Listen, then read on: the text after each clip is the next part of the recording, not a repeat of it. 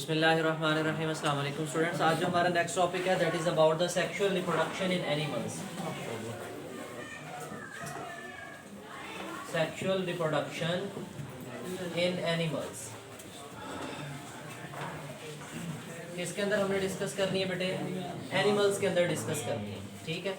Previous lectures में हमने plants के बारे में एसेक्सुअल और सेक्सुअल दोनों टाइप की रिप्रोडक्शन डिस्कस की। उसके अंदर हमने पूरा एक life cycle of the plant discuss किया, जिसमें हमने गैमेट्स बनवाए भी और फिर उन गैमेट्स को फ्यूज भी कराया, फर्टिलाइजेशन भी कराई। फिर हमने बल्कि डबल फर्टिलाइजेशन के बारे में पढ़ा था। किसके बारे में पढ़ा था? डबल फर्टिलाइजेशन के बारे में पढ़ा था। अब है हमारे पास सेक्सुअल रिप्रोडक्शन इन एनिमल्स। मैंने कहा था जब भी हम सेक्सुअल रिप्रोडक्शन की बात करेंगे तो दो चीजें होंगी बेटे। पहले हमारे पास होगा formation of gametes, formation of gametes, और दूसरा काम हमने करवाना है fusion of gametes. Fusion of gametes का बनना और गैमेट्स का बेटे formation of gametes is called gametogenesis. Gametogenesis. Gamete बनाने के अमल को क्या कहते हैं? गैमेट्स के फ्यूज करवाने के अमल को क्या कहते हैं? फर्टिलाइजेशन। क्या कहते हैं?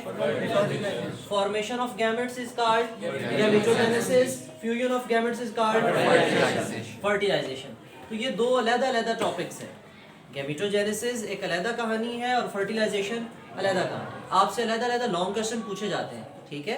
तो 4 मार्क्स के लिए आपने ये लॉन्ग क्वेश्चन प्रिपेयर करने हैं। गैमेटोजेनेसिस ऐसे नहीं आता कि जनरल गैमेटोजेनेसिस पे लिखें। गैमेटोजेनेसिस में फिर आगे टाइप्स पे आता है। गैमेटोजेनेसिस में टाइप्स पे लॉन्ग आता है। तो सबसे पहले बेटे गैमेटोजेनेसिस की हम डिटेल स्टार्ट करते हैं। वो कहता है formation of gametes is called gametogenesis. अब हमें पता है कि अगर हम एनिमल्स की बात करें तो how many types of the gametes? 2 types के गैमेट्स होते हैं। कितने टाइप्स के गैमेट्स होते हैं बेटे? 2 टाइप्स के गैमेट्स होते हैं।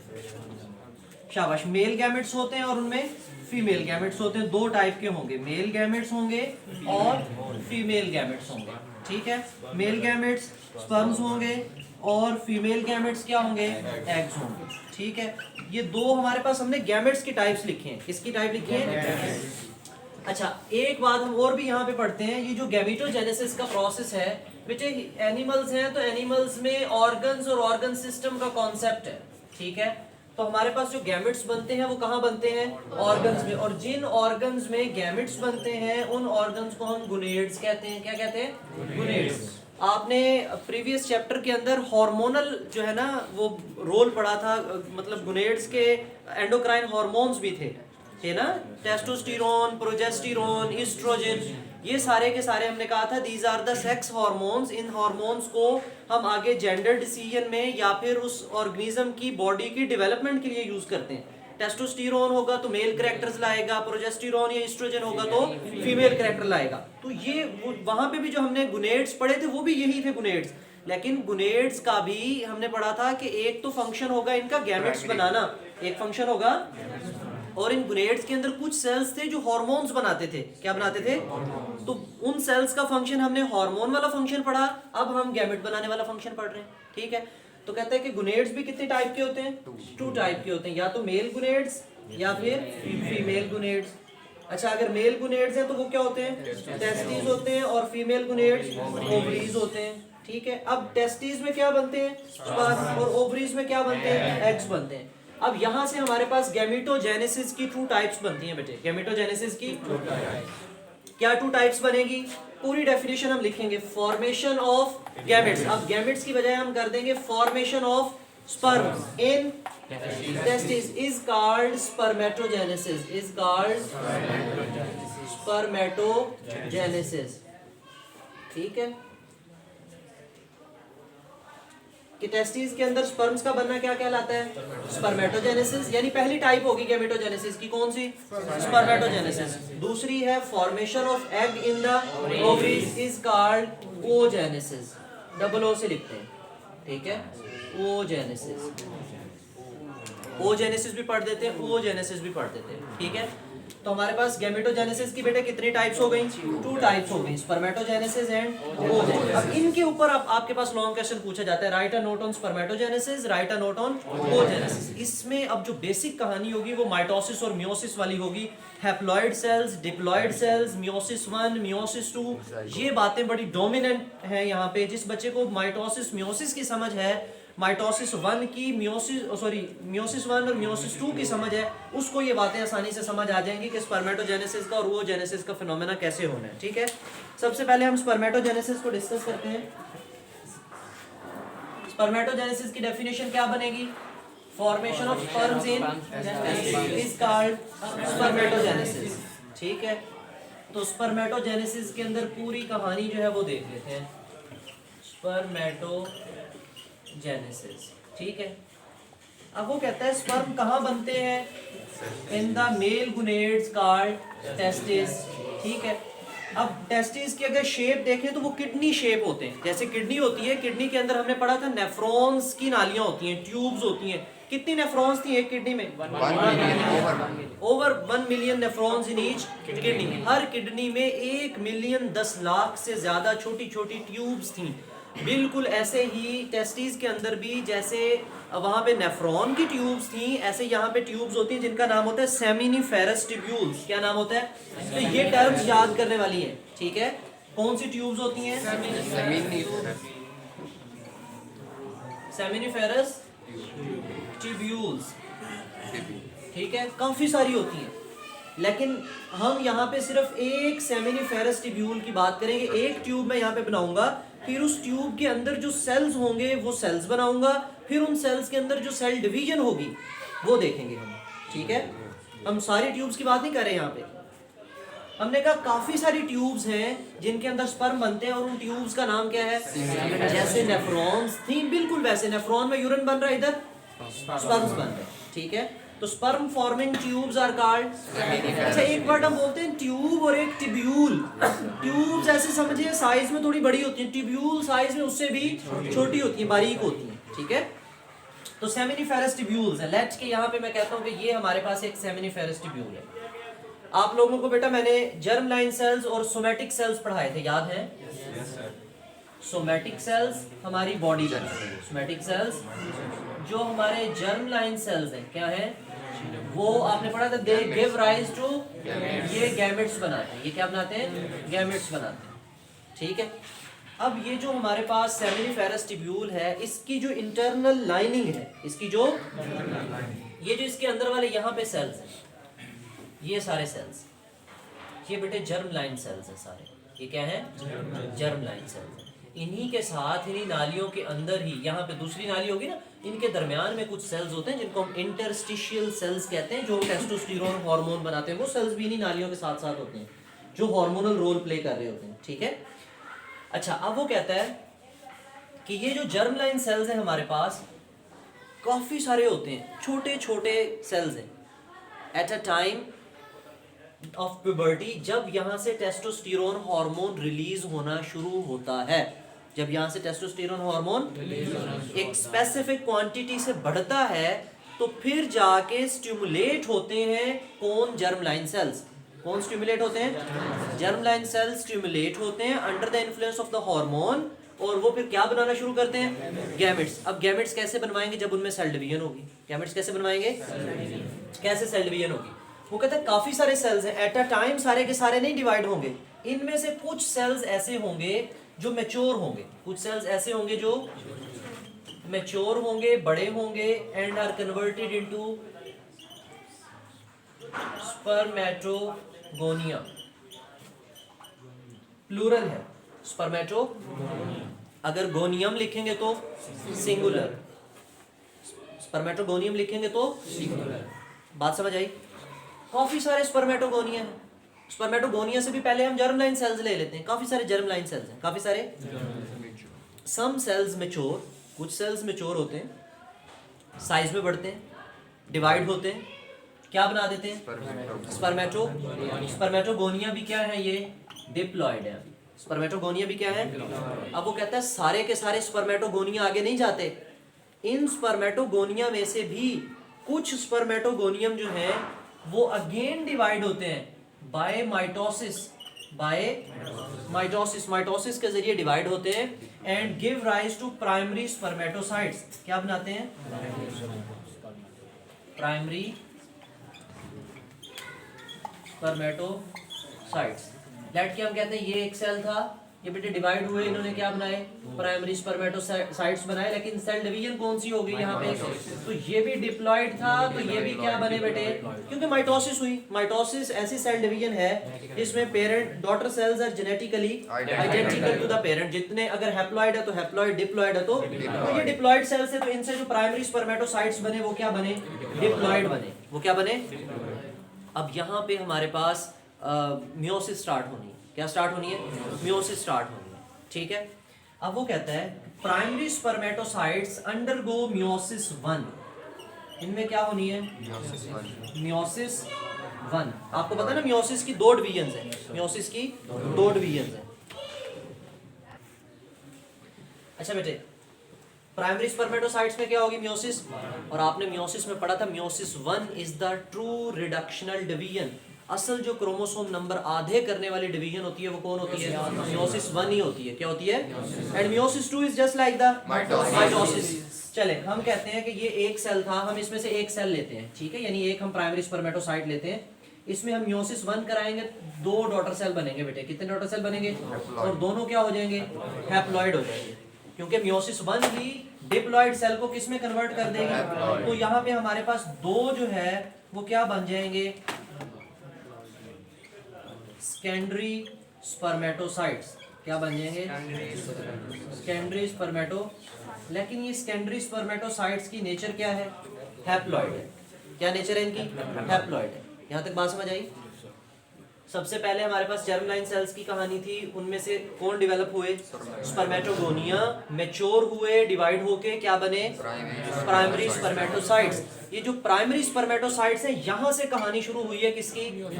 तो क्या बने? Secondary spermatocytes. डिप्लॉइड से 1 से 2। अब वो कहते हैं जो सेकेंडरी स्पर्मेटोसाइट्स हैं, ये कितने सेल्स हैं हमारे पास? 2। इनके अंदर अगेन सेल डिवीजन होने जा रही है, और उस सेल डिवीजन का क्या नाम है? Meiosis 2। And meiosis 2 is just like the mitosis. तो ये 2 सेल्स है ना हमारे पास पहले, यहाँ पे हम 2 अलग-अलग बना लेते हैं, ये बने हुए हमारे पास। इन 2 से दोबारा कितने कितने बन जाएंगे? 2। तो टोटल कितने बन जाएंगे बेटे? 4 सेल्स बनेंगे, और चारों के चारों क्या होंगे? हैप्लॉइड होंगे। कौन से प्रोसेस में? मियोसिस 2 में। कौन से प्रोसेस में? मियोसिस 2 हुई, तो अब जो हमारे पास रिजल्टेंट सेल्स बने बेटा, इनका नाम है स्पर्मेटिड्स। क्या नाम है इनका? स्पर्मेटिड्स। ये सारे के सारे जो बने हैं 4 हैप्लॉइड स्पर्मेटिड्स बन गए हैं। 4 हैप्लॉइड स्पर्मेटिड्स। एक दफा रिवाइज कर ले। स्पर्मेटोगोनियम कन्वर्ट हुए, सेल डिवीजन, बच्चे यही फंस जाते हैं, यहाँ पे वो मियोसिस 1 करवा देते हैं। या जब वो स्पर्मेटोगोनिया बना रहे होते हैं ना, इनसे पहले वो माइटोसिस करा देते हैं, यहाँ मियोसिस 1, यहाँ मियोसिस 2, यहाँ भूल जाते हैं अब क्या होना है आगे, ठीक है। तो स्पर्मेटोगोनियम से कहानी कहाँ से शुरू होनी है? प्राइमरी से। स्पर्मेटोसाइट स्पर्म वाले सेल्स, साइट्स मीन सेल्स, ठीक है। Meiosis 1, 2 secondary spermatocytes, then again meiosis 2, 4 haploid spermatid. कितने बनते हैं? 4 हैप्लॉइड स्पर्मेटिड्स, ठीक है। अभी स्पर्म्स हमने नहीं बनाए। हम कहते हैं ये जो स्पर्मेटिड्स हैं, क्या बने हमारे पास? स्पर्मेटिड्स। ये अभी एक सेल्स थे, ये ऐसे सेल्स हैं, इनके अंदर न्यूक्लियस है, इनके अंदर न्यूक्लियस है। मेन जेनेटिक मटेरियल ट्रांसफर करना मेन मकसद है हमारा यहाँ पे। इसके अंदर हैप्लॉइड है, ये क्या है? हैप्लॉइड। वो कहता है ये जो स्पर्मेटिड्स है ना, ये नॉन मोटाइल है। ये क्या है? Non motile. They can not move, they can not move, ये मूव नहीं कर सकते, ठीक है। तो हमेशा जो मेल गैमेट्स बनवाए जाते हैं वो मूवेबल बनवाए जाते हैं। तो कैसे बनवाए जाते हैं? मूवेबल बनवाए जाते हैं। और आपको पता है कि अगर बैक्टीरिया वगैरह है या कोई ऐसी चीजें हैं, उनको मूव करवाना है तो उनको क्या लगा दी जाती है? उनकी पूंछ, दुम, टेल लगा दी जाती है, ठीक है, ताकि वो स्विम करें। जैसे बैक्टीरिया होता है तो उसका फ्लैजेला होता है, बैक्टीरिया होता है तो फ्लैजेला होता है, तो वो फ्लैजेला के जरिए जो है वो स्विम करता है। तो बिल्कुल ऐसे ही अब हम स्पर्मेटिड्स को मैच्योर करके किस में कन्वर्ट करने जा रहे हैं? स्पर्म में कन्वर्ट करने जा रहे हैं। वो कहता है ये जो एक सिंपल गोल सा सेल नजर आ रहा है, इसमें मॉडिफिकेशन होगी इसकी शेप में, इसकी शेप में बेटे क्या होगी, मॉडिफिकेशन होगी। ठीक है, इसकी मॉडिफिकेशन क्या होगा, इसमें हेड बनेगा, क्या बनेगा, हेड बनेगा, ये थोड़ा सा ऐसे बना लेते हैं, हेड बनता है, इसकी नेक बनती है, क्या बनती है, और उसके पीछे टेल होती है, उसके पीछे क्या होती है, यहाँ पे हमारे पास ये जो हेड वाला पोर्शन है इसको हम कहते हैं, ये है एक्रोसोम, ये क्या है, एक्रोसोम, इसको हम क्या कहते हैं, इसमें कंडेंस्ड न्यूक्लियस है, इसमें क्या है, कंडेंस्ड न्यूक्लियस, कि जो न्यूक्लियस है उसको इकट्ठा करके इसके अंदर पैक कर दिए। ठीक है, अच्छा उसके बाद यहाँ पे हमारे पास माइटोकॉन्ड्रियल रिंग है, क्या है बेटे, माइटोकॉन्ड्रियल रिंग। अच्छा माइटोकॉन्ड्रिया का क्या काम होता है सेल में, पावर हाउस है बेटे, रेस्पिरेशन करेगा, क्या बना के देगा, एनर्जी। किस लिए एनर्जी चाहिए इसको, स्विम करने के लिए, मूव करने के लिए। देखो दोनों तरफ नरिशमेंट प्रोवाइड करेगा, इधर भी और पीछे विप लाइक टेल है उसकी। ठीक है, ये क्या है हमारे पास, फ्लैजेला, ये क्या है, फ्लैजेला, उसकी टेल है। फ्लैजेला तो नहीं बोलते इसको, हम टेल ही बोलते हैं। ये अगर बैक्टीरिया में होते तो फ्लैजेला बोलते हैं, इसको हम टेल बोलते हैं। क्या बोलते हैं, काम इसका वही फ्लैजेला वाला है, काम समटाइम बोल भी देते हैं फ्लैजेला है कि ये क्योंकि इसने मूवमेंट में हेल्प करनी है, मूवमेंट में। तो स्पर्मेटिड और स्पर्म में क्या डिफरेंस है, ये नॉन मोटाइल है, इमेच्योर है, ये जब मैच्योर होते हैं तो क्या बनते हैं, स्पर्म बनते हैं। उसकी शेप में क्या आती है, चेंजेस आती है। एक्रोसोम यानी ये हेड रीजन बनती है, क्या बनती है, हेड बनती है, नेक बनती है और क्या बनती है, टेल। नेक में माइटोकॉन्ड्रियल रिंग है, हेड में एक्रोसोम है, उसमें कंडेंस न्यूक्लियस है और पीछे क्या है, टेल। टेल उसको स्विम करने में मदद करती है। कहां से स्विम, ये यहाँ पे बने हैं बेटे, ये स्पर्म यहाँ बने, इन नालियों में, इन सेल से डिवाइड हुए, यहाँ सेल आया और यहाँ पे जो है ना ये स्पर्म बन गए, ये इस तरह की शेप के बन गए। अब यहाँ से नालियों में ये स्विम करते हुए जब मैच्योर होंगे तो फिर हम जब रिप्रोडक्टिव सिस्टम पढ़ेंगे तो तब हम देखेंगे जैसे यूरिन को कलेक्ट करने के लिए कलेक्टिंग ट्यूब्यूल्स होती थी, ऐसे स्पर्म को कलेक्ट करने के लिए भी कलेक्टिंग ट्यूब्यूल्स हैं। फिर स्टोरिंग पॉइंट होगा कि कहाँ पे हम इनको स्टोर करेंगे एंड देन इनका रिलीजिंग पॉइंट आएगा। यहाँ तक बात समझ आई या नहीं आई? तो हमारे पास पहला स्टेप हमने पढ़ा गैमेट की फॉर्मेशन, गैमेट की। तो स्पर्मेटोजेनेसिस को पढ़ लेते हैं, उसके बाद वो जेनेसिस को देखते हैं। पेज नंबर है हमारे पास 84. Sexual reproduction in animals. Most animals reproduce sexually. The sexual reproduction is based on the formation and fusion of male and female gametes. तो कहते हैं formation of gametes ब्रैकेट में क्या लिखा है?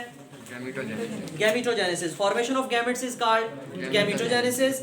In this process diploid mean 2n cells जो है, gamete mother cell, ये क्या है, यही बेटे जो जर्म लाइन सेल्स हैं इनको हम मदर सेल्स कहते हैं। इनको क्या कहते हैं? Mother cells. मदर सेल्स का हरगिज ये मतलब नहीं है कि ये फीमेल सेल्स हैं। मदर सेल्स का मतलब जिन्होंने आगे दूसरे सेल्स बनाने हैं। ठीक है, तो मदर सेल्स हैं, undergo meiosis and form haploid one and gametes. The male and female gametes, sperm and eggs or the ova are produced in the specialized organs called male gonads are called testes. यहाँ पे हमने singular की बात की, testis। ठीक है, es लिख देंगे तो testes बन जाएंगे। अच्छा जी, while the female gonads are called, the production of the sperms in testes is called and the production of egg in the ovaries is called। ये दो शॉर्ट क्वेश्चन पूछे जाते हैं, differentiate between spermatogenesis and फिर spermatogenesis बेटे। Some cells present in the walls of the seminiferous tubules. बेटे some cells, not all cells. कुछ cells ऐसे होते हैं जो seminiferous tubules की दीवारों में होते हैं। Of these tubes of the test divide repeatedly by mitosis to form large number of diploid spermatogonia. Some spermatogonia produce primary spermatocytes. यहाँ तक mitosis ही होती आई है, यहाँ तक each primary spermatocytes। अब यहाँ से meiosis शुरू हुई। Each primary spermatocyte undergo meiosis one and produce two haploid daughter cells called secondary. These cells undergo meiosis. In this way, 4 haploid spermatids are produced from each primary. The spermatids are non-motile and many changes occur in them to convert them into motile cells.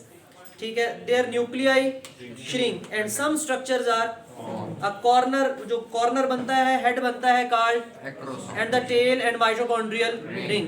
After these changes the spermatids are called sperms. ये अगले page पे देखें, ये diagram बनी हुई है ना नीचे। अब देखें ये जो दरमियान में बातें लिखी है, माइटोसिस, मियोसिस 1, मियोसिस 2, ये दोनों के लिए हैं। ये किसके लिए हैं? दोनों के लिए। यहाँ पे हमारे पास स्पर्मेटोगोनियम है, या गोनिया कर देंगे तो प्लूरल हो जाएंगे बेटे। माइटोसिस हुई प्राइमरी स्पर्मेटोसाइट्स से मियोसिस 1, सेकेंडरी स्पर्मेटोसाइट्स 2n से 1n फिर मियोसिस 2 स्पर्मेटिड्स बने एंड देन उनका स्ट्रक्चर, अब ये नीचे बना हुआ है ना स्ट्रक्चर, एक्रोसोम है, हेड है, न्यूक्लियस है, नेक है, माइटोकॉन्ड्रियल रिंग है और टेल है।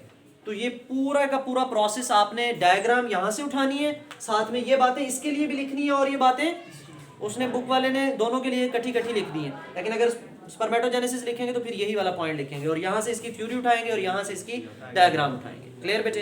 होल टॉपिक में कोई क्वेश्चन हो तो आप कमेंट सेक्शन में पूछ सकते हो। Thank you, Allah Hafiz.